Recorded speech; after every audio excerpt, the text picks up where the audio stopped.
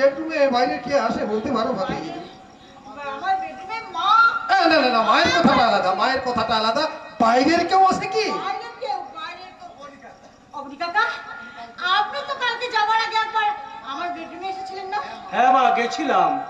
দীপঙ্কর বাবু ডেকেছিলেন বলেই গিয়েছিলাম। ও মাই গড, এ কথা তুমি আমাকে আগে বলো। কেমন করে বলবো? তুমি তো বাগানে বসেছিলে, ওনাকে তো বেডরুমে বসিয়ে রেখে আমি তোমাকে ডাকতে গিয়েছিলাম। নেকলেসটা, এই নেকলেসটা কোথায় রেখেছিলিস মা? বাবা, বন্ধু ছেলের অন্নপ্রাশন নেমন্তন্ন খেয়েছি, আমি টেবিলের উপরে খুলে রেখেছিলাম, আমি লকারে রাখতে ভুলে গিয়েছিলাম। অমনি বাবু, নেকলেসটা কোথায়? হায় রে আমার পোড়া অনিষ্ট, এতগুলো বছর সততার সঙ্গে কাজ করে এই বয়সে চোর অপবাদটা আমার ভাগ্যে লিখে রেখেছিলে ঠাকুর। দীপঙ্কর বাবু, আমরা গরিব হতে পারি কিন্তু চোর নই। কোথায় আছে অভাবে স্বভাব নষ্ট হয়। তাছাড়া ওই নেকলেসটা না দীপঙ্কর, না, তুমি হয়তো অবনীকে অভিযোগ করছো। ও অবনী ছোটবেলা থেকে রানীকে মেয়ের মতো ভালোবাসে। নিজের মেয়ের গয়না চুরি কোনো বাবা কখনো করতে পারে না। অবনীর প্রতি এইটুকু বিশ্বাস আমার আছে। আমার কিন্তু সে বিশ্বাস নেই বাবা। তুমি চুপ করে এসে কি বলছো? এ বোধহয় এখনো উচ্চারণ করা যে পাপ। শুনে এত বড় পাপ হজম করা যে মহা পাপ দিদি ভাই। কে? আগে আমি পঞ্চাননশীল, আমি অবনী বাবুর সাথে দেখা করতে চাই। যদি দয়া করে বলেন আপনাদের মধ্যে অবনী বাবু কে আছে? আমি অবনী দত্ত, কিন্তু আপনাকে তো চিনতে পারলাম না। আমি তারামা জুয়েলার্সের মালিক গোপী বল্লভ সিংহের ছেলে আছি। বাবা আপনাকে 4 লাখ টাকা পাঠিয়েছে, আর হ্যাঁ বলেছে সোনার গয়না কেনার বহুত ঝামেলা। আপনি যদি দয়া করে ওই বিকেলের দিকে গিয়ে একটা সই করে আসবেন। টাকা সই? আমি তো কিছুই বুঝতে পারছি না। আমিও তো কিছুই বুঝতে পারছি না অবনী। আমি বুঝিয়ে দিচ্ছি। আজ সকালে আমি দোকানে ছিলাম না, এই ভদ্রলোক একটা হীরের নেকলেস বিক্রি করতে আমাদের দোকানে বাবার কাছে। কি বলছো কি? ছেড়ে দিন। আপনার যা বলার আপনি কিছুক্ষণ পরে বলবেন। হ্যাঁ ভাই, বলো তো তোমার কি বলার আছে? হ্যাঁ, যা বলছিলাম আর কি, এই এত দামি হীরের নেকলেসটা দেখে বাবা উনাকে বুঝাতে থাকেন যে এত দামি হীরের নেকলেস বিক্রি করবেন না, কিন্তু উনার পিড়াপিড়িতে বাধ্য হয়ে হীরের নেকলেসটা কিনেন।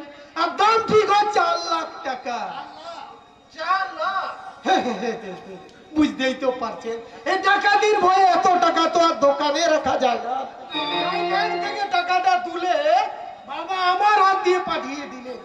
তবে যাই বলুন, নেকলেসটা কিন্তু হ্যাপি আছে, তার উপর ডিজাইন করে লেখা আছে আর আর ডি।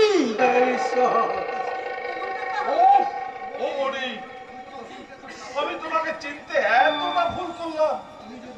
তুমি যদি একটা ছুরি এনে আমার বুকে বসিয়ে দিলে, তাও আমি এতটা যন্ত্রণা পেতাম না। অবিশ্বাস করে যে যন্ত্রণাটা তুমি আমাকে দিলে। বাবা, বাবা তুমি চুপ করো, বাবা তুমি চুপ করো। বাবা, আমি আপনাকে আগেই বলেছিলাম যে জুতো যত দামি হোক তার স্থান কিন্তু পায়ের নিচে। সারা হারামজাদা কোম্পানি শুধু টাকাই তছরূপ করেনি, আমার বউয়ের গয়না পর্যন্ত চুরি করেছে। হে ভগবান, এ কোন বাবার সাজা তুমি আমার আজকের দিনটা দেখার আগে আমার মৃত্যু দিলে না কেন ঠাকুর? হ্যাঁ? দিলে না কেন? বাবা, আপনি এখানে দাঁড়ান। আপনি একটু দাঁড়াবেন ভাই, আমি একটু থানায় খবর দিয়ে আসছি। অবনী, তুমি আমার অনেক দিনের সাথী। অবনীকে আমি পুলিশের হাতে তুলে দিতে পারবো না। অবনী, তোমার এই মোটিভ ফল কেন হলো জানি না, তবে এটা তোমাকে জানিয়ে দিতে চাই, তোমাকে আমার কোনো প্রয়োজন নেই। না স্যার, না। এখনো অভিনয়?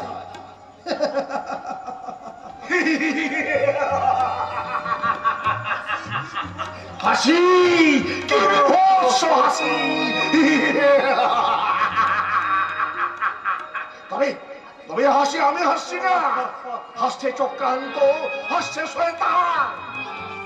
পরাজিতেশ্বর মাথা নিচু করে অধর্মের আদালতে ধর্মের প্রাণদণ্ডের আদেশ শুনছে।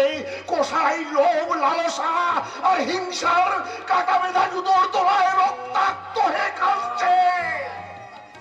মায়া, মমতার বিশ্বাস মিথ্যার কারাগারে সত্যবন্দী হয়ে বলছে, যারা তোমার বিষাইছে বায়ু, নিভাইছে তব আলো, তুমি কি তাদের ক্ষমা করিয়াছ?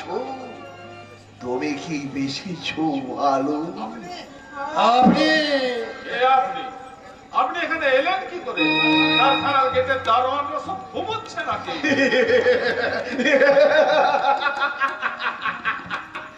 স্যার, শুধু আপনার কারখানার দারোয়ান নয়, সারা দেশের দারোয়ানরা আজ গাঁজা খেয়ে ঘুমোচ্ছে। তা না হলে দেশে এত অনুপ্রবেশকারীরা সন্ত্রাস ছড়িয়ে দিচ্ছে কি করে? বাবা, একে আমি চিনি, এটা একটা আস্ত পাগল। না চিনতেও তো পারেন বাবু, একবার একবার ভেবে দেখুন তো। সীতা রাবণকে চিনতে পারেনি, রাবণ বিভীষণকে চিনতে পারেনি, দশরথ কৈকেয়ীকে চিনতে পারেনি বলেই কিন্তু রামায়ণ হয়েছিল।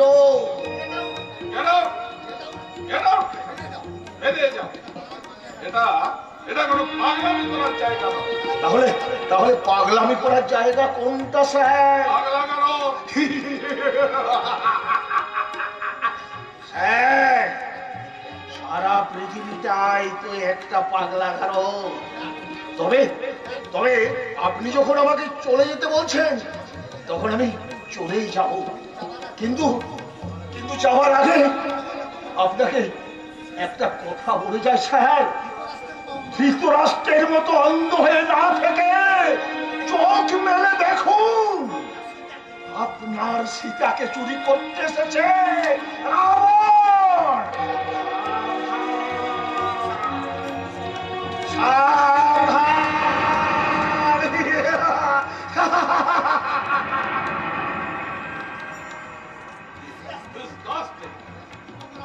দীপঙ্কর, আমার মাথাটা ঝিমঝিম করছে। উফ, এখন যে আমি কি করি? আমিও তো অনেকক্ষণ থেকে সেই কথাটাই ভাবছি বাবা। আর তাছাড়া আপনি তো অবনী দত্তকে শাস্তি দিতে চান। হ্যাঁ হ্যাঁ, শাস্তি দেব, কঠিন কঠিন শাস্তি দেব। তাহলে কি আমি ওকে এই চাকরি থেকে বরখাস্ত করে দেবো? না না দীপঙ্কর, তার চেয়েও কঠিন শাস্তি দেব। তাহলে কি থানায় ফোন করে পুলিশের হাতে তুলে দেবো? না না না, আরো আরো কঠিন শাস্তি দেব। তো সেই শাস্তিটা কি? আমার ঘৃণা, ধিক্কার আর অবিশ্বাস। না স্যার, না, আপনি আমাকে যত কঠিন শাস্তি দিন, আমি সব কথা মেনে সহ্য করে নেব। কিন্তু দয়া করে আমাকে অবিশ্বাস করবেন না, অবিশ্বাস করবেন না। কোন মুখে তোমাকে বিশ্বাস করবো বলতে পারো বেঈমান? কি বললেন স্যার? আমি বেঈমান? না না না, না বাবা, না, হতে পারে না। হ্যাঁ রানী, তোর রমণী কাকা নিমক হারাম বেঈমান, চোর। ওকে বল, ও যেন আমার সামনে থেকে চলে যায়। তাই যাচ্ছি স্যার, তবে যাবার আগে একটা কথা বলে যেতে চাই। এই পৃথিবীতে যদি না ধর্ম ধর্মের বিচার থাকে, তাহলে এত বড় বিচার যে করেছে তার বিচার একদিন হবে। সেদিন আপনি বুঝতে পারবেন কে বিশ্বাসী আর কে অবিশ্বাসী, কে চোর আর কে সাধু। চলিস চলিস বিদায়। সবাই তো সুখী হতে চায়, সবাই তো সুখী হতে চায়, কেউ সুখী হয় কেউ হয় না। জানি না বলে গেল সত্যি কিনা, জানি না বলে গেল সত্যি কিনা, কপালে সবার নাকি সুখী সয়লা, সবাই তো সুখী হতে চায়, সবাই তো সুখী হতে চায়, কেউ সুখী হয় কেউ হয় না। অমনি কাকা, অমনি কাকা। অমনি কাকা! বাবা, বাবা, অমনি কাকাকে ফেরাও। সে চলে গেল। অমনি কাকা চলে গেল, সংসারে অমঙ্গল হবে বাবা। হ্যাঁ, এইভাবে অবনী দত্তকে যেতে দেওয়াটা আমাদের ঠিক হয়নি। আরে পুলিশ তো আর আমাদের ছেড়ে কথা বলবে না। Mister Mukherjee, yes, come in. কিছু মনে করবেন না, আপনার নামে একটা ওয়ারেন্ট আছে, তাই আপনাকে আমার সাথে থানায় যেতে হবে। আমাদের বংশের ঐতিহ্যকে দুপায়ে মারিয়ে এর আগে কেউ থানায় যায়নি অফিসার। প্লিজ ব্যাপারটা আপনি আদালত পর্যন্ত গড়াতে দিবেন না। আই এম সরি, আপনি তো জানেন আইন সবার জন্য সমান। এর জন্য আমরা কিছু টাকা মাফ করবেন, আমি ঘুষ নিই না, তবে আইন নয় মানবিকের খাতিরে বলছি, আপনার হাতে হাত কাপ না করে আপনার সম্মান অক্ষুণ্ণ রেখেই চলুন। বাবা, বাবা, তোমাকে নিয়ে চলো।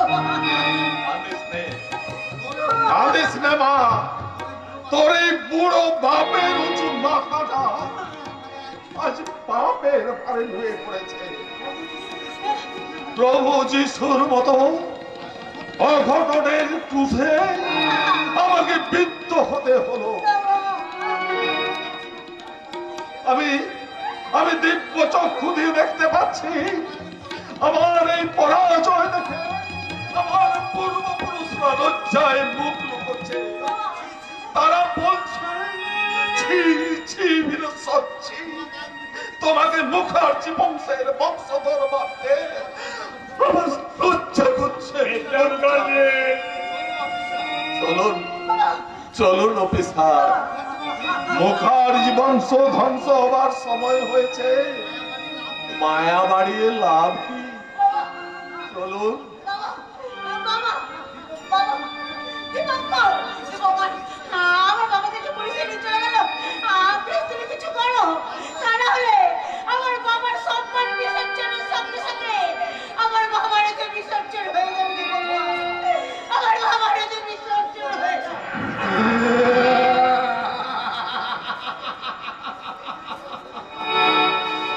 আমি বোধন নয়।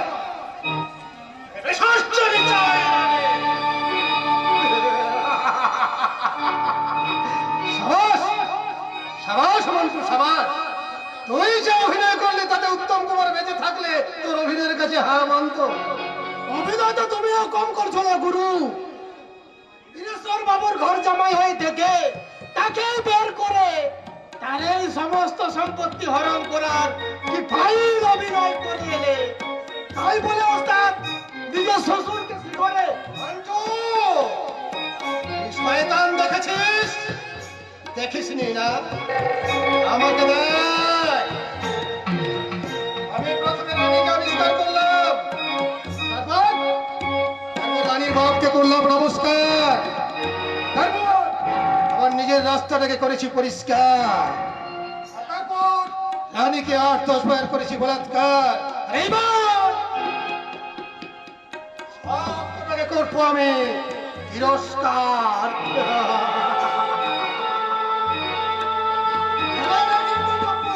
গুরু, অবনী বাবুকে নিজের নেকলেসটা সরিয়ে চোর সাজালে, আর বীরেশ্বর বাবু 2 নম্বর সার পাচার করে অবনীকে কেস খোয়ালে। এবার কি করবে ভাবছো? তবে যাই করো ওস্তাদ, বীরেশ্বর বাবুকে কাঁদিও না। অন্তরের জীবনে কতদিন কারো ক্ষতি করেনি, আমি যে ওর ক্ষতি করবো রে মন্টু, কারণ ওই বীরেশ্বর বীরভূষণ মুখার্জির ক্ষতি না করলে ও যে আমার মস্ত বড় ক্ষতি করে দেবে।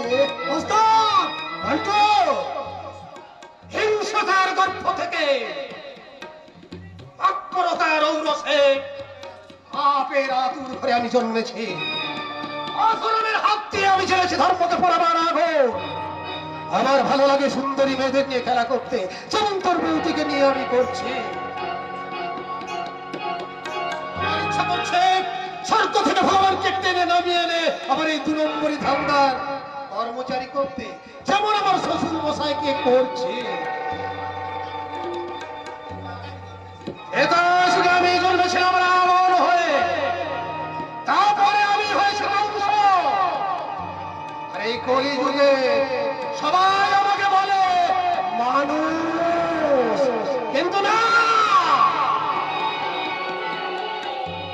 আমি মানুষ নই। আমি হচ্ছে মানুষ রূপী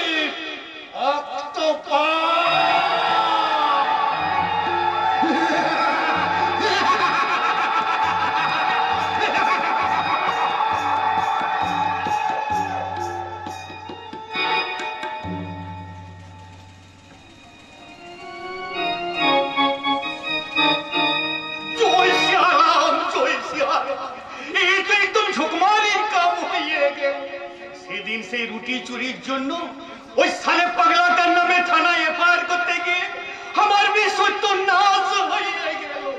সালে পুলিশ লোক বলে কি আমি মেয়ে সালে চোর আছি। চোর কি বলছেন আনসার? আপনি তো পুরোপুরি ডাকাত আছেন। জয় সিয়ারাম, জয় সিয়ারাম। এসব কি বলছেন দরগোয়া সাহেব? ঠিকই বলছি, শুধু আপনি ডাকাত নয়, আপনার মতো যেসব অসাধু ব্যবসায়ীরা আছে, আলো সমিত আইন বোর্ডকে ডোন্ট কেয়ার করে কালো বাজার আর মুনাফাবাজি করছে, তারা সকলে ডাকাত। আইন রক্ষক হিসেবে তাদের প্রত্যেককে ধরে ধরে আমি লকআপে চালান করবো। বাস দরগা সাহেব বাস, আপনি তো বহুত আলফাল বাতচিত করলেন, এখন আমার একটা ছোট সওয়ালের জবাব দিবেন কি? কি সওয়াল? এই আমার মতো এই ছোটা বিজনেসম্যানকে ইতনা তকলিফ দিয়ে আপনার নফা কি হবে? আপনার পেটে যদি ভুক আছে তো 10-20 হাজার রুপিয়া মানিয়ে নিন, আমি আবি মিটাইয়ে দিবে। ওই একটা কথাতে আপনার পরিচয়টা আপনি পরিষ্কার করে দিলেন। এক কথাতে যদি বিজনেসম্যান 10-20 হাজার টাকা ঘুষ দিতে চায়, সে কখনো সৎ ব্যবসায়িক হতে পারে না। দারুগা সাহেব, ম্যাডাম, আপনার বিরুদ্ধে অনেকদিন ধরেই থানায় অনেক অভিযোগপত্র জমা আছে। সামান্য মুদিখানার দোকানে আড়ালে সাইনবোর্ডের আড়ালে আপনি আন্ডারগ্রাউন্ড গোডাউনে স্টক করে রেখেছেন ওই বিখ্যাত ব্যবসায়িক বীরেশ্বর মুখার্জি। সার কারখানার পাচার হয়ে যাওয়া লক্ষ লক্ষ টাকার সার। না সাহেব না। হ্যাঁ মিস্টার গল, হ্যাঁ, তথ্য প্রমাণ আমার হাতে জমা আছে। তবু আজ আমি চলে যাচ্ছি, বাট বি রেডি। এরপর যদি আপনার সঙ্গে দেখা করতে আসবো, অগমরে দড়ি বেঁধে হাতে হ্যান্ডকাপ পরিয়ে আপনাকে আমি শিগরে তুলে নিয়ে যাব। চলি, গুড বাই। सार भाई আছে, আরে এই হরিশা গুরুয়ালকে ये जिंदगीতে তুই কবি টাচ भी করতে পারবে না। ওই ফুটা কারবার বন্ধ করিয়ে দিয়ে আমি প্রোডিউসার বানিয়ে যাবে, প্রোডিউসার, বাংলা ফিল্ম का प्रोड्यूसर হরিশা গুরুয়ালে।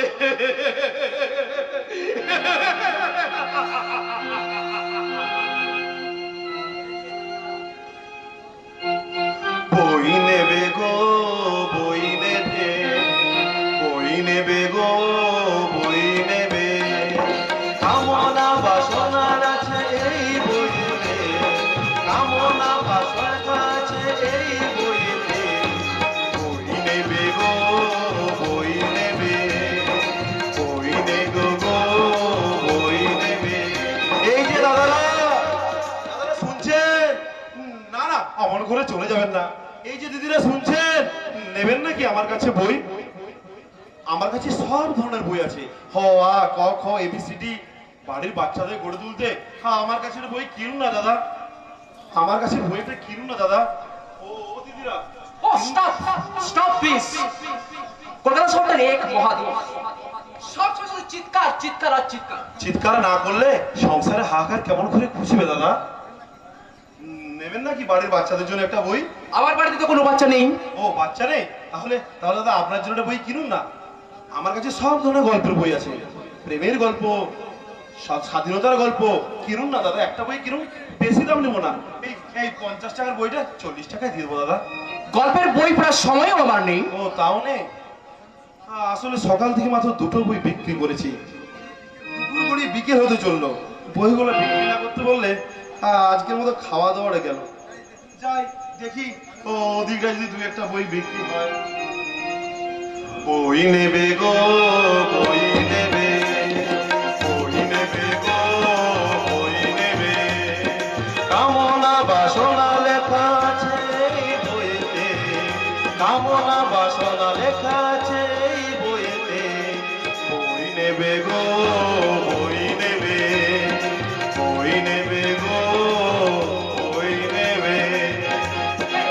শোনো ভাই, দারুণ গলা তো তোমার। গলা দারুণ করে কি হবে দাদা? অভাবের জ্বালায় যে কাটার মালা হয়ে দিন রাত্রি বিনছে। তোমার কথাবার্তা শুনে মনে হচ্ছে টাকা পয়সার একটু একটু অভাব চলছে, তাই না? একটু আপনি কি বলছেন দাদা? দারুণ অভাব, নিদারুণ অভাব।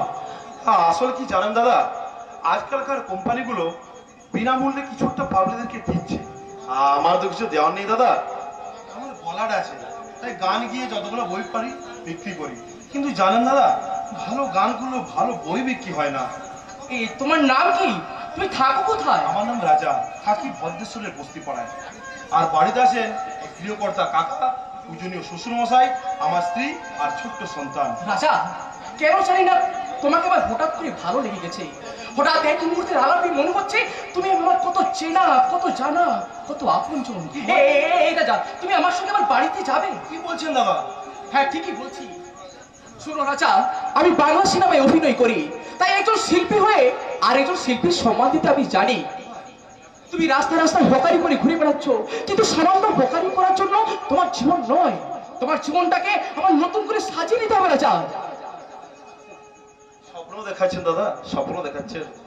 আসলে ভালোবেসে বিয়ে করা অপরাধে বাবা যেদিন আমাকে তেজ্য পুত্র করে বাড়ি থেকে তাড়িয়ে দিয়েছিল, সেদিন আমার সব স্বপ্ন থেকে চুরমার হয়েছে দাদা। শুনছেন কেউ কখনো সেই স্বপ্ন ভাঙার শব্দ? শুনেছি রাজা, শুনেছি। তোমার সঙ্গে কি অদ্ভুত মিল আমার এই জীবনে। তোমার স্বপ্ন যেমন তোমার বাবা ভেঙে দিয়েছেন, আমার স্বপ্ন তুমি আমার বাবা ভেঙে দিয়েছেন। কি দাদা, আপনার বাবাও? হ্যাঁ রাজা, হ্যাঁ। আর দাদা বলে যখন ডেকেছো, তখন আর কষ্ট করে বই বিক্রি নয়, সোজা আমার সঙ্গে আমার বাড়িতে চলো। না দাদা, হয় না। কিন্তু না করছো কেন রাজা? দাদার বাড়িতে কি কোনো ভাই থাকতে পারে না? পারে, নিশ্চয়ই পারে, কিন্তু আবার কিন্তু কিসে? দাদা আমি তো একা নই, আমার সঙ্গে এতগুলো মানুষ। আরে তারাও সবাই আমার সঙ্গে আমার বাড়িতেই যাবে। দাদা চুপ করে দাঁড়িয়ে আছো কি? এই বিশাল বাড়িটাতে আমি একা থাকি, আর এখন থেকে থাকবে তুমি, তোমার পরিবার। তোমাদের সবার হাসিতে খুশিতে আমার ওই শূন্য বাড়িটা আবার আনন্দে ভরে উঠবে। চলো রাজা, ড্রাইভার আমাদের জন্য গাড়ি নিয়ে অপেক্ষা করছে।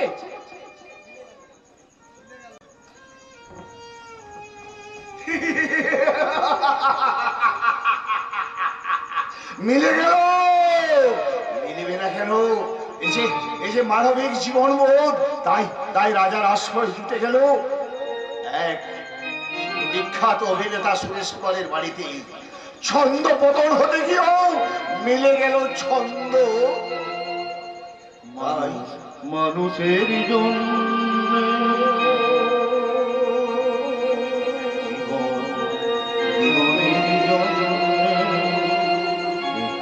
সহানুভূতি মানুষ পেতে পারে না।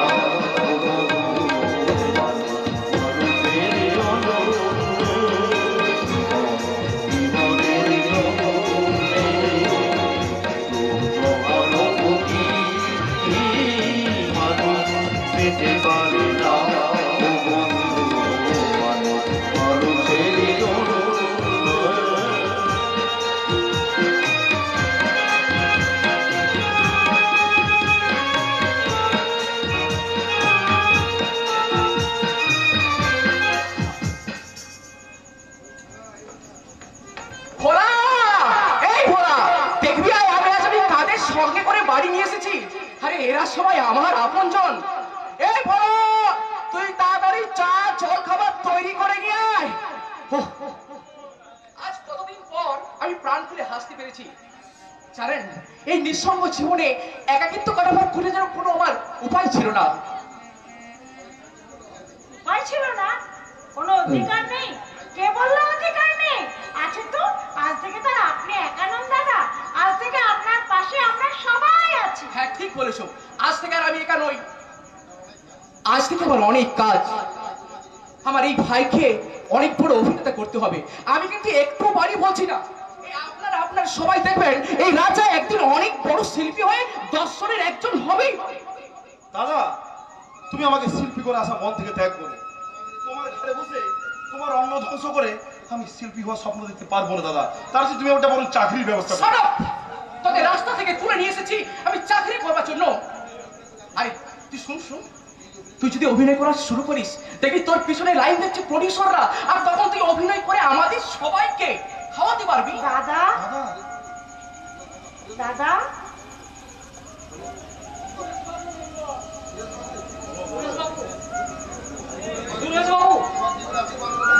আমি কি বলে আশীর্বাদ করবো? সে ভাষা আমি খুঁজে পাইনি। আশীর্বাদ করুন আমি যেন আমার শত্রুকে খুঁজে পাই। হ্যাঁ, আমি এতদিন এক শত্রুর ছবি নিয়ে বাস করছিলাম, আর এই হলো সেই শত্রুর ছবি। ছবিটা কার দাদা? আমার পূজনীয় বাবা। আমার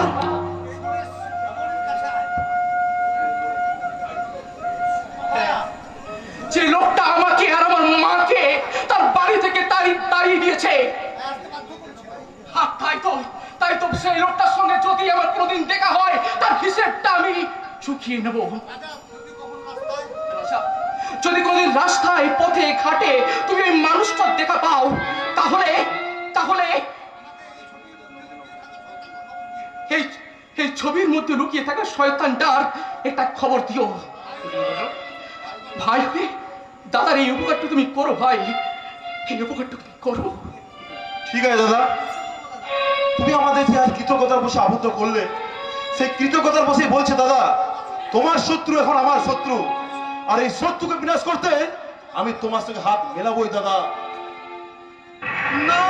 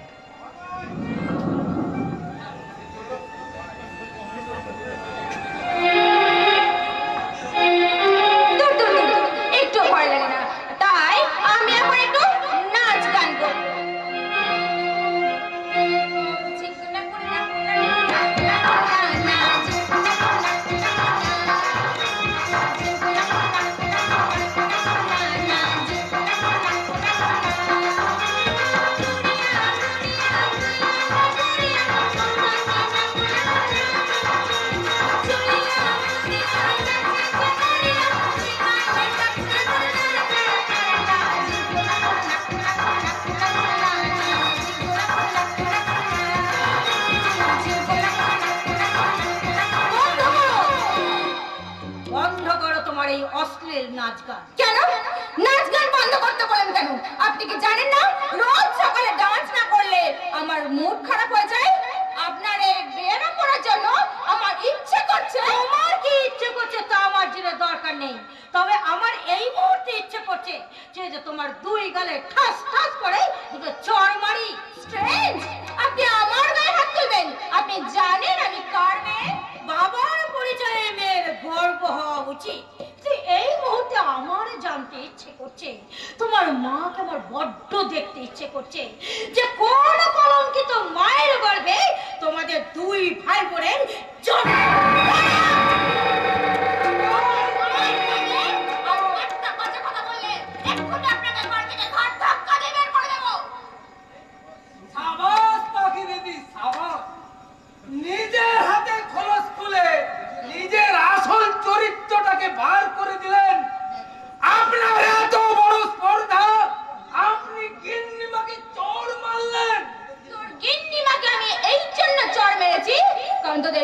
আমার মা তুলে কথা বলেছিল। এখন যদি ভালো চাস তাহলে গিন্নি মায়ের হাত ধরে এক্ষুনি বাড়ি থেকে বেরিয়ে যা। সবাই বাড়ি থেকে বেরিয়ে গেল, আমি কিন্তু এই বাড়ি থেকে বেরোচ্ছি না পাখি দিদি বলি। যাবি না মানে? কেন যাবি না? বাড়িটা কি তোর বাবার বাড়ি নাকি যে যাবি না?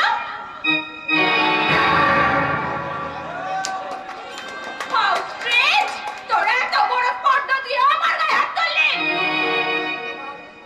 তুই গিন্নিমাকে মা তুলে কথা বলেছিলিস, তাই তোকে আমি চোর মারলাম। আর এবার তুই আমাকে বাপ তুলে কথা বলেছিস, তার জন্য আমি চোর মারলাম। তোর এখানে তোর মাও যা, আমার এখানে বাবাও যা। খুব যে গিন্নিমার হয়ে প্রতি দরদ দেখাচ্ছিস। আরে তোদের মতো নিচু তলার লোককে না আমার খুব ভালোভাবে জানা আছে। তোরা যার কাছে টাকা পাবি তার হয়ে কথা বলবি।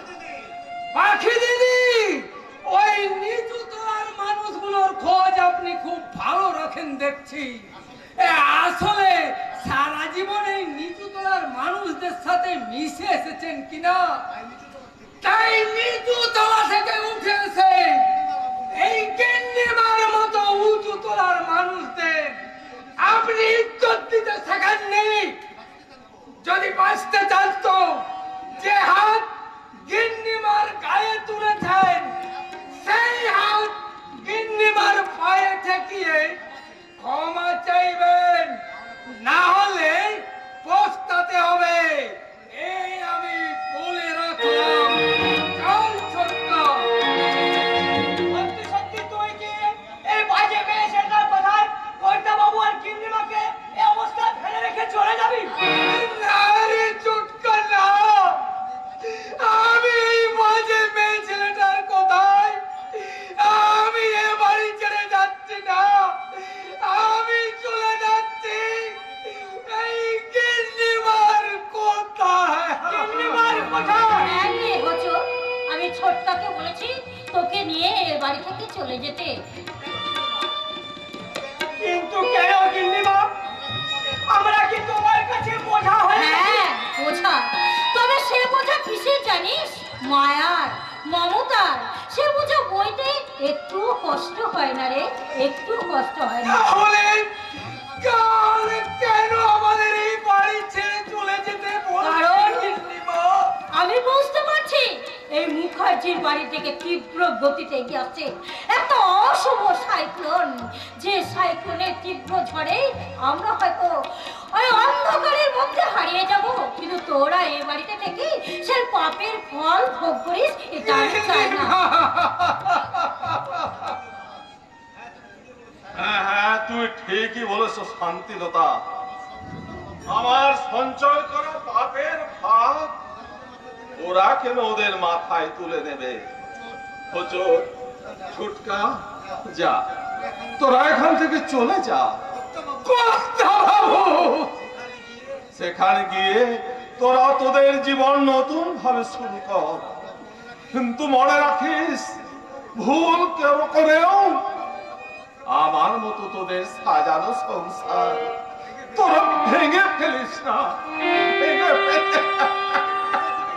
তুমি একটু শান্ত হও, চুপ করো। তোমার শরীরটা ঠিক নেই, তুমি কম কথা বলো। ডাক্তারবাবু যে তোমাকে বেশি কথা বলতে বারণ করেছেন। শান্তিলতা, তুমি জীবন্ত মৃত দেহ দেখেছ?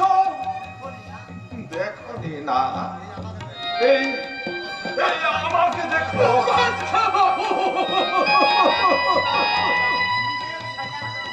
আমি আমার নিজের সাজানো সংসার চিতার পাপের আগুনে আমি তাও তাও করে জ্বলছি। কথা বন্ধ করলেও ওই তোমাদের ডাক্তার আমাকে বাঁচাতে পারবে না। শান্তিলতা, বাবা হয়ে নিজের সন্তানের প্রতি আমি অবিচার করেছি। আজকে হিরে ভেবে আমি আমি প্রায় শান্তিলতা। আপনি কোনো চিন্তা করবেন না কর্তা বাবু, দেখবেন একদিন সব ঠিক হয়ে যাবে। সান্ত্বনা দিচ্ছিস? হ্যাঁ হ্যাঁ, সান্ত্বনা ছাড়া আমার যে আর কিছুই নেই। যা, তোরা চলে যা, চলে যা এখান থেকে। যা যাচ্ছি কর্তা বাবু। সারা জীবনে আপনার কোনো কথার অবাধ্য হয়নি, তাই আজও হচ্ছি না। আপনার কথা মতো আমরা আজ এই বাড়ি ছেড়ে চলে যাচ্ছি। আর যাবার আগে বলে যাচ্ছি, এই কান্দাগিরির দল যদি আপনাদের কোনো ক্ষতি করে, এই বাড়ি থেকে বের করে দেয়, তাহলে আমাদের আমরা যেখানে যে অবস্থায় থাকি না কেন, আমরা মায়ের ঘরে নিয়ে যাব। আমাদের ওই ভাঙা কুড়ে ঘরে কইতা বাবু, আমাদের ওই ভাঙা কুড়ে ঘরে। ছোটকা, ছোটকা তো ঠিক কোথায় বসিয়ে পুজো করবো। দয়া করে সেই পুজো করার সুযোগটুকু আমাদের কাছ থেকে কেড়ে নেবেন না কর্তা বাবু, কেড়ে নেবেন না, কেড়ে নেবেন না। শুনলে? তুমি ওদের কথাগুলো শুনতে পেলে? শিক্ষিত সমাজের শিক্ষা পেয়ে, উচ্চ বংশের পোশাক পরে, তোমার পছন্দ করে জামাই আমাদেরকে আবর্জনা রাস্তা করে ছুঁড়ে ফেলে দিল। ওই নিচু তলার মানুষগুলো আমাদেরকে দেব দেবীর আসনে বসিয়ে পুজো করে গেল। ওগো, এখনো সময় আছে। তুমি দয়া করে তোমার শ্রেণী বৈষম্যের অভিযাত্রীর তুমি প্রাচীন ফেলো গো। ফেলবো শান্তিলতা। আর ওই প্রাচীরটা ভাঙতে ভাঙতে ভগবানকে বলবো, ভগবান সবার বিচার তুমি করো, তোমার বিচার করবে কে? আমি আমারও সব কটা মানুষের দল। ওই শয়তান রাজাটা যে কোথায় আছে সে খবরটা এখন পর্যন্ত আমায় এনে দিতে পারলো না। যত সব অপরাধের দল। কি হলো দাদা, এত উত্তেজিত হচ্ছিস কেন? আরে বাবা, আমি তো তোর পাশে আছি, দেখবি সব কিছু ঠিক হয়ে যাবে। হায় রে বিশ্বাসঘাত শান্তি, কাজকে হিরে ভেবে আসল হিরেকেই তো আমি দূরে ঠেলে দিয়েছি। সকলের পাশার চালে আমি হেরে গেছি শান্তি, আমি হেরে গেছি। এখনো হারার অনেক বাকি আছে মাননীয় বীরেশ্বর মুখার্জি। এটা তো শুধু নমুনা মাত্র। আমার এক বিজনেস পার্টনার মিস্টার আগরওয়াল আপনার মেয়ে রানীর সঙ্গে একটু ড্রিঙ্ক করবে, একটু নাচবে। ও যেন ওখানে রেডি হয়ে থাকে, তা না হলে ভুলে যেও না দীপঙ্কর, আমাদের মেয়ে কিন্তু তোমার স্ত্রী। হ্যাঁ, এখনো তাই আছে। কিন্তু কথা না শুনলে আমার আওয়াজটি থাকবে না, জনগণের হয়ে যাবে। ছি দীপঙ্কর, ছি। আমি তোমাকে ভালোবেসে বিয়ে করেছিলাম, তুমি এত নীচ দীপঙ্কর। আগে জানতে না, এখন জেনে নাও। হ্যাঁ পাখি, হ্যাঁ দাদা। এই হোঁচট আর ছোটকাকে বাড়ি থেকে বিদায় করেছিস তো? একদম দাদা, আমি ওদের একদম বাড়ি থেকে বের করে দিচ্ছি। Thank you. এবার শুনুন শাশুড়ি মা, এখন থেকে বাড়ির সমস্ত কাজকর্ম আপনি করবেন। মানে যেমন ধরুন রান্না করা, বাসন মাজা, কাপড় কাচা, কুটনো কোটা, এই সব আর কি। দীপঙ্কর, তোমার এত বড় সাহস, তুমি আমার সামনে দাঁড়িয়ে শান্তিলতাকে অসম্মান করছো। তুমি ভুলে যেও না, আমি এখনো বেঁচে আছি। মানুষের শির দাঁড়াটা ভেঙে গেলে আর সোজা হয়ে দাঁড়াবার ক্ষমতা থাকে না মাননীয় শ্বশুর মশাই। আপনার শির দাঁড়াটা আমি ভেঙে দিয়েছি। দীপঙ্কর, সহ্যের একটা সীমা আছে, কথা তুমি ভুলে যেও না। মনে রেখো, ধর্মের কল কিন্তু বাতাসে নড়ে। আগে নড়তো বৌদি, কিন্তু এখন সেই ধর্মের কল নামক যন্ত্রটাকে না আমার দাদার মতো বড় লোকেরা নিজেদের ইচ্ছে মতো ঘোরায়। তুমিও ভুলে যেও না, ধর্মর কল অধর্মের হাতে বেশি দিন থাকে না। একদিন দেখবে, সেদিন তোমার শরীর থেকে ওই অধর্মের হাতটা খসে পড়বে। তুমি চুপ করো, তুমি উত্তেজিত হয়েও না। আরে কেন বাধা দিচ্ছেন শাশুড়ি ঠাকুর? মন খুলে ওনাকে বলতে দিবে। না, আমি তোমার কাছে জোর হাত করে বলছি, তুমি আমার বাবাকে বেশি বকিও না। ডাক্তার বলেছে বেশি কথা বললে বাবা হয়তো মারা যাবে। দীপঙ্কর, আরে বেঁচে থেকেই লাভটা কি? আরে বয়স তো অনেক হলো, এরপর মানে মানে এই পৃথিবীর মায়া ত্যাগ করে চলে গেলেই তো হয়। এই চোখ, একদম চোখ। এই তোমার সঙ্গে আবার কয়েকটা কথা আছে, শোনো ডার্লিং। তোমার বাবা এখন থেকে আমার ঘরে বসে খাবে, তার সঙ্গে তোমার মাও। আর তার উপর তোমার বাবার শরীর অসুস্থ, প্রচুর অর্থ ব্যয় হচ্ছে। তাই এই খরচাটা যোগান দেবে কে? তাই আমি ঠিক করেছি তোমার শরীরটাকে আমার ব্যবসায়ের মূলধন করে আমি নতুন নতুন পার্টনার নিয়ে আসবো, আর আমার ঘরে নিয়ে আসবো লক্ষ লক্ষ টাকা। পাখি, যা তোর বৌদির শরীর থেকে ওই শাড়িটা খুলে নিয়ে একটা ছোটখাটো পোশাক পরিয়ে দে, মডার্ন সাজিয়ে দে। আমি রেডি দাদা, আমি এক্ষুনি বৌদির গান না না না করছি না, না করছি, তুমি আমার কাজ করো না।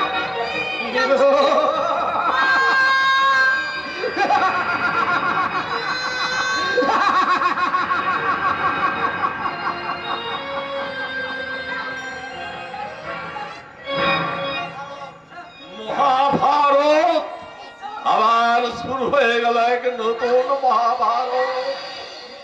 আমি আমি বীরেশ্বর মুখার্জি অন্ধ ধৃত রাষ্ট্রের মতো শুধু দিন রাত কেঁদেই চলেছি।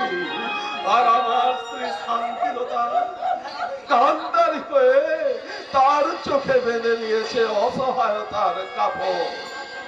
আর আমার জামাই দুর্যোধন হয়ে অস্ত্র হরণ করে চলেছে। আর আমার মেয়ে এ যুগের অভিমন্যের মতো চক্রভে ফেসে গেছে। দর্শকগণ, আপনারা আমার মেয়েকে বাঁচান, আর দেশের হাজার হাজার মামুনদের বাঁচান। আর তা যদি না পারেন তাহলে দেখবেন একদিন দেশের সমস্ত মেয়েদের ইজ্জত নিলাম করে দিয়ে সারা দেশটাকে ওরা পতিতা পল্লী বানিয়ে দেবে। সততার গোলা টিপে ক্রূর হাসি হাসবে। এই কলি যুগের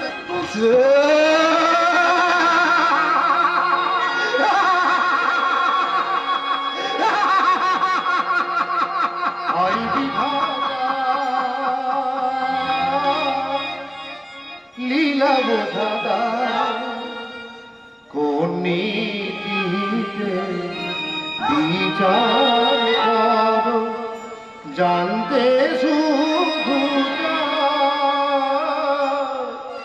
তোমার লীলা বোঝাদা, তোমার লীলা বোঝাদা।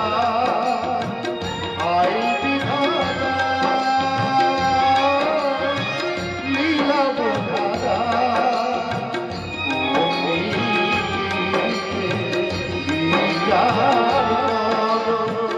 জানতে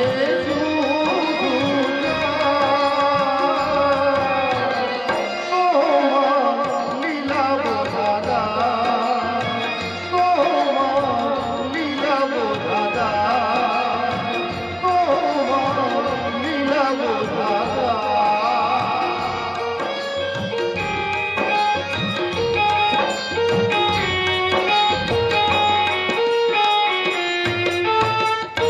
মাননীয় দর্শক মন্ডলী, আজকের এই জলসার আসরে আপনারা সবাই প্রখ্যাত নায়ক সুরেশ কুমার আমার কণ্ঠে গান শুনতে চেয়েছেন।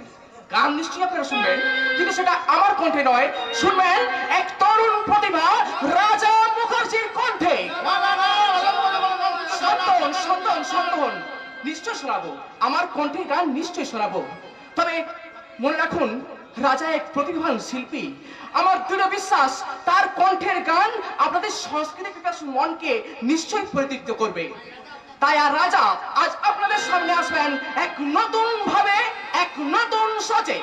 তো দোস্ত, আর মিস্টার রাজা। নমস্কার দর্শক মন্ডলী, আমি জানি এখানে গান গাওয়ার মতো আমার যোগ্যতা নেই, তবে একটা গান সুযোগ করে দিন, দেখুন আপনাদের ভালো লাগবে। প্লিজ না, না, না, একটা না, গান না, না, প্লিজ না, না, না, প্লিজ না, প্লিজ প্লিজ তোমরা যত আঘাত করো নেই কো অপমান, শুধু আমার দাদাও সুযোগ শোনাতে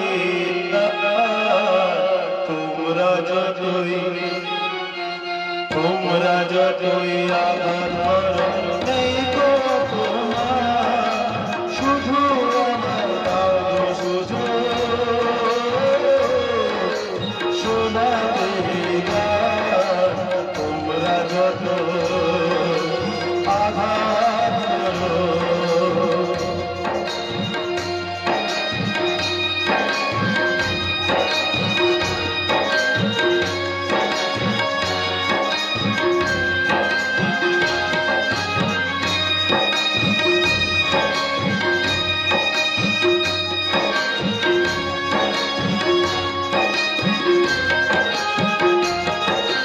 আমার গুরুর নামে আমি করছি শপথ ভাই, শুধু যে চাই গান শোনাতে আর কিছু না চাই।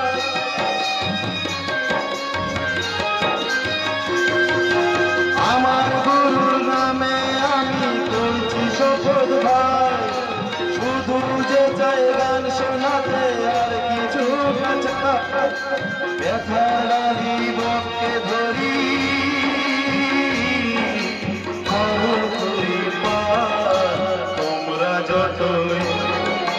তোমরা যতই আঘাত করো নেই কো অপমান, শুধু আমায় দাও শুধু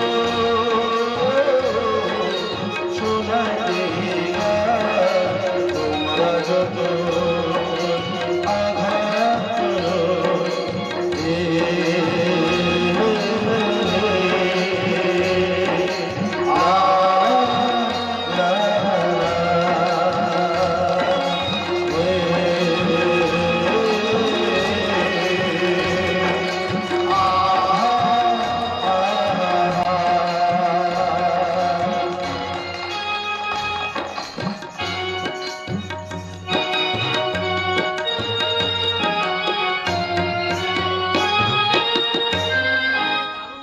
রাজা কিন্তু গানটা দারুণ করলো, কি বলো মঙ্গল?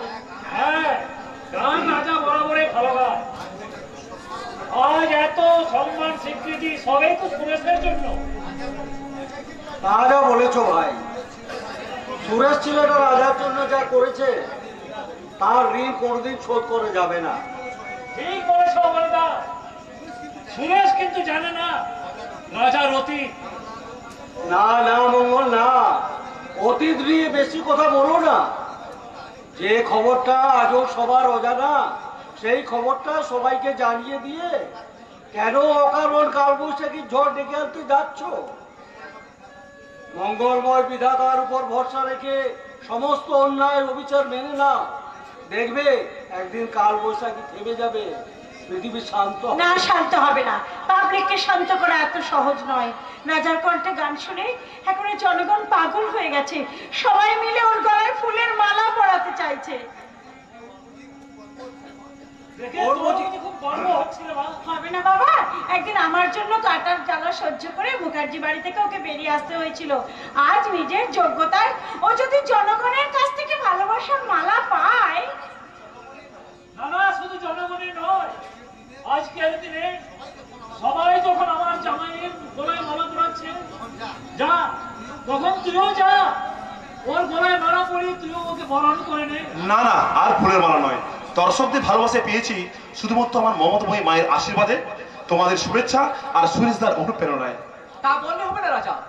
আজকের এই চরম সাফল্যের দিনে শুধু দর্শকের হাতের মালা তোমায় গলায় বলে চলবে না, আমার বোন কাবেরীর হাতের মালাও তোমাকে পরতে হবে। না দাদা না, তুমি তো জানো না, কাবেরী স্মৃতিতে সিঁদুর পরে ওকে বিয়ে করলেও ওর সঙ্গে আমার মালা বদল হয়নি। আমার ইচ্ছে আমার মমতাময়ী মায়ের সামনে ওর হাতে আমি প্রথম মালা বদল না করবো। গো না, বলো না গো, ও কথা তুমি বলো না। তোমার মা আমাকে ভালোবাসলেও তোমার বাবার হয়ে কখনো কোনোদিন আমাকে মুখার্জি বাড়ির বৌমা বলে তোমার মা বরণ করে নিতে পারবেন না গো। না না, আজকের এই চরম সাফল্যের দিনে কান্নাকাটি নয় রে কাবেরী। হ্যাঁ রাজা শোন, তুই ফাংশনে গান করে কামাল করে দিয়েছিস, এরপর সিনেমায় অভিনয় করে কামাল করে দিবি গোটা সিনেমা জগৎকে। বলছো দাদা সিনেমা?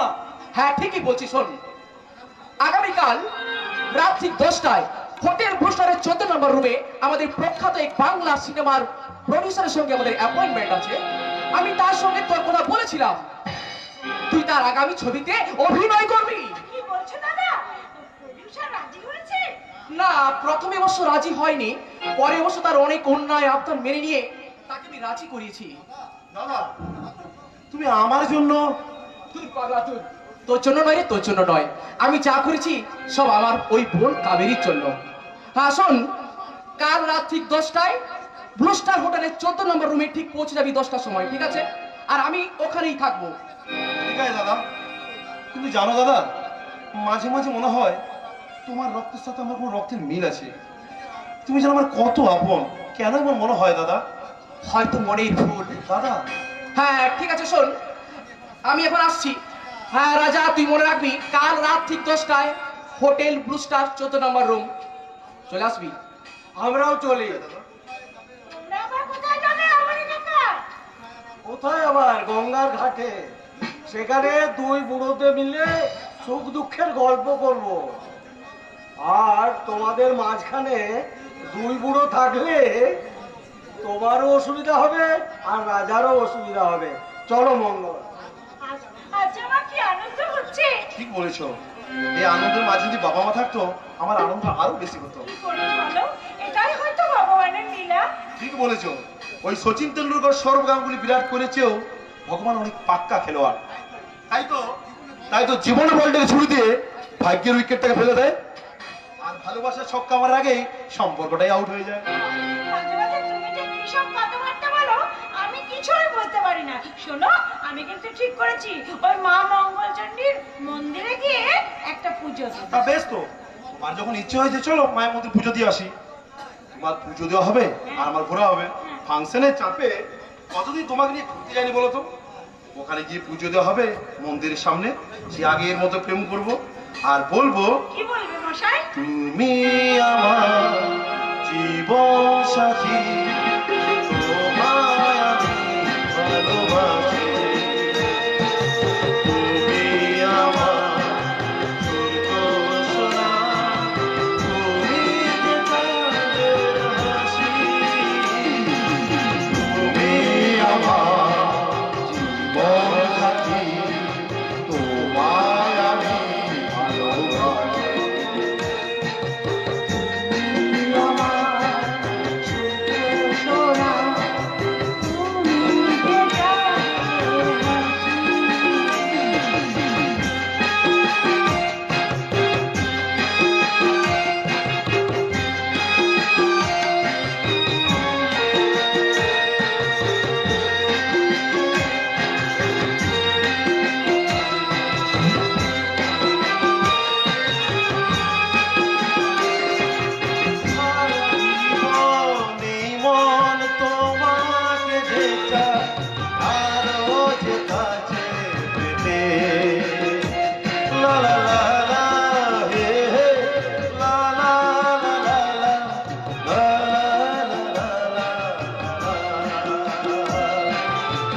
চোখ ভরে আয় দেখি তুমি পেলা,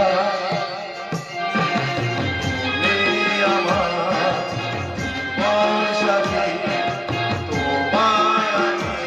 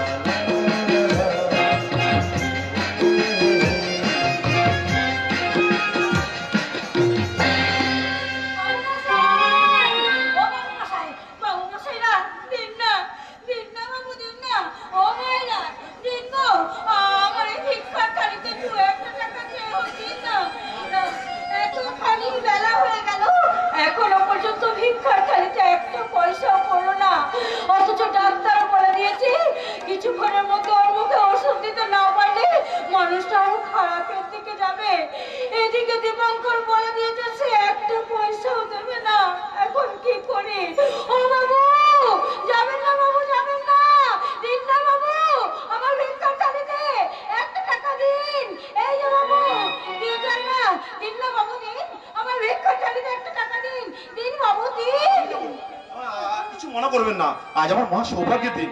এই নিন, আমি দিচ্ছি আপনার, নিন নিন।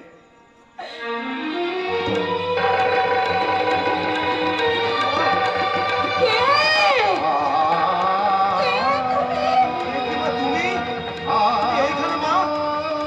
আমি কেমন হতভাগ্য সন্তান মা, এই দৃশ্য আমাকে দেখতে হলো মা। হ্যাঁ রে খোকা, হ্যাঁ, আমি রাস্তায় রাস্তায় ভিক্ষে করে বেড়াচ্ছি। এছাড়া যে আমাদের আর কোনো উপায় ছিল না। না না না, ওই কথা দ্বিতীয়বার মুখে উচ্চারণ করবেন না মা। কিসের জন্য ভিক্ষা করবেন আপনি? কি অভাব আছে আপনার? নেই। হ্যাঁ পুণ্যে, দীপঙ্করের চক্রান্তে আজ আমরা সর্বসন্তরে খোকা। তোর বাবার শরীরে মরণ রোগ বাসা বেঁধেছে। ডাক্তার বলে দিয়েছে তার মুখে ওষুধ না দিতে পারলে তাকে হয়তো বাঁচানো যাবে না। তাই তো আমি প্রতিদিন রাস্তায় দাঁড়িয়ে চিৎকার করে বলি, ও বাবু মশাই, বাবু মশাই গো, না বাবু, আমার ভিক্ষারে দাঁড়িয়ে তুমি চুপ করো মা, তুমি চুপ করো, আমি সে সহ্য করতে পারছি না মা। হ্যাঁ রে খোকা, তোর বাবা না তোকে বাড়ি থেকে তাড়িয়ে দিয়েছিল। তুই তোর বাবার উপর অভিমান করে চলে এসেছিলি, কিন্তু একবার কি আমাদের কথা তোর মনে পড়েনি রে খোকা? আমি তো বাড়ি ফিরে দিতে চাই মা, কিন্তু বাবা যে আমার জন্য মৃত্যু কামনা করেছেন। আজ আমি তোমাকে পেয়েছি মা, আমার মাকে আমি আর ছাড়বো না। বাবার কাছে আমি ক্ষমা চেয়ে নেবো বাবা। বাবা, তোমার এই হতভাগ্য সন্তানকে তুমি ক্ষমা করো, আমরা আবার আগের মতো ফিরে যাবো মা। বাবা, হ্যাঁ মা, ঈশ্বরের কৃপায় একবার যখন আপনাকে আমরা ফিরে পেয়েছি, তখন দেখবেন সব ঠিক হয়ে যাবে মা।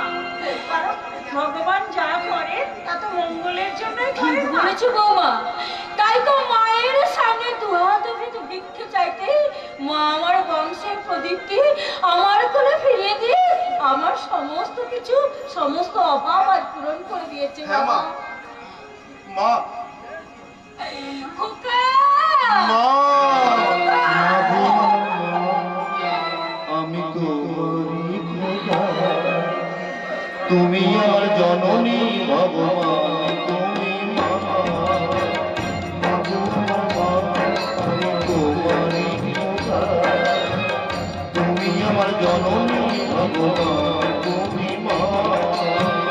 মায়ের আচল মায়ের স্নেহ কোথাও গেলে পাবে কেহ, মায়ের আচল মায়ের স্নেহ কোথাও গেলে পাবে কেহ, তোমার চরণে